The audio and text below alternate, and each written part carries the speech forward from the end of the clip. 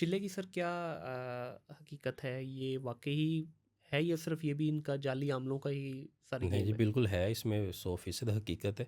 लोग करते हैं, रूहानी लोग भी करते हैं, चिल्ला-कशी करते हैं, अपनी लताफ़तों को बढ़ाने के लिए, कसाफ़तों को कम करने के लिए। इसका हुँ, मकसद इसमें 2-3 चीज़ें आ जाती हैं। एक आम वज़ीफ़ा आप करते हैं, आप उसको आप चलते-फिरते भी पढ़ सकते हैं। ठीक है। जहाँ पे भी कोई खाने-पीने का परहेज़ नहीं है, एक तरफ से आप अंडा भी खा रहे हैं, आप बीफ भी ले रहे हैं, मटन भी ले रहे हैं और साथ में अपना वज़ीफ़ा भी एक हाथ में कर रहे हैं, नो इश्यू। ठीक है। लेकिन जब आप चिल्ला-कशी की तरफ आते हैं तो उसके एक सर्टेन प्लान्स हैं, सर्टेन उसकी लिमिटेशंस हैं।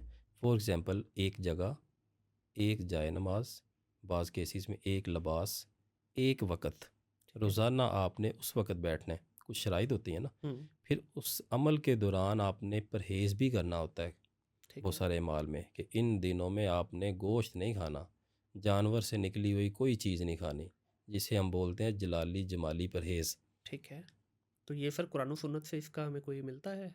या ये सिर्फ़ बुज़ुर्गान दीन ने ही अपनी तरफ से इसका जो है ना नहीं, वो बिल्कुल ऐसी प्रैक्टिस के बात साथ नहीं किया है। हुआ है? देखें ये जो भी आमलीन हज़रात, इसमें अब दो चीज़ें आ जाती हैं। एक जी। मैं अक्सर लोगों को कहता हूँ, जो लोग इसके मुखालिफ हैं, हुँ, मैं उसको ये कहता हूँ, कल भी एक शख्स के साथ मेरी डिस्कशन हो रही थी। हुँ, जी अल्लाह ताला का कलाम है, कोई भी पढ़ ले।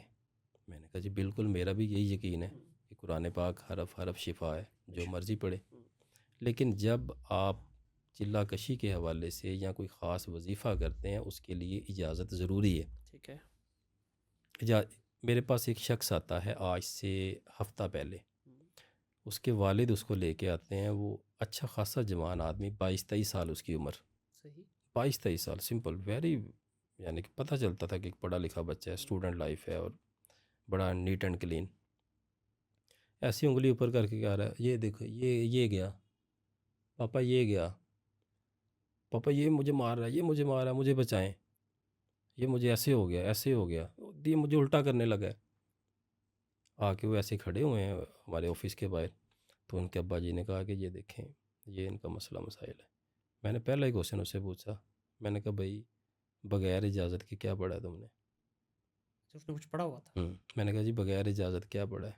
कहता जी फ़लाना मेरा दोस्त था, वो हुँ, अहले तशी था, उसने मुझे कहा जी कि दुआए नादी अली शरीफ पढ़ा करो। ठीक है। तो जब मैंने यूट्यूब देखी, उन्होंने तरीका लिखा हुआ था कि अगर आप 41 दिन ऐसे बैठ के दुआए नादी अली शरीफ पढ़ते हैं तो आप हिफाजत में आ जाते हैं जादू जन्नात से, और ये वो अल्लाह ताला बड़ी मेहरबानियाँ फरमाते हैं। हुँ, उसने अब यूट्यूब से देख के वो पढ़ लिया। ठीक है। तीसरा दिन था उसका, सब कुछ छोड़ के, जायनमाज़ छोड़ के भाग गया वो। ये उसके साथ हिसाब हो गया। इसलिए इजाज़त बहुत ज़रूरी है। जब आप कोई भी चीज़ रूहानियत के लिए पढ़ेंगे, हुँ, उसके लिए इजाज़त का, अपने मुर्शिद की, कामिल मुर्शिद की इजाज़त का होना बहुत ज़रूरी है। यूट्यूब ने बहुत सारे ख़ानदान इस तरह से तबाह कर दिए हैं। हुँ। क्योंकि आप देखें ना आजकल तो अभी जिस तरह ये हमारा भी पॉडकास्ट है इसके जी, क्लिप्स लगेंगे जी, डेफ़िनेटली।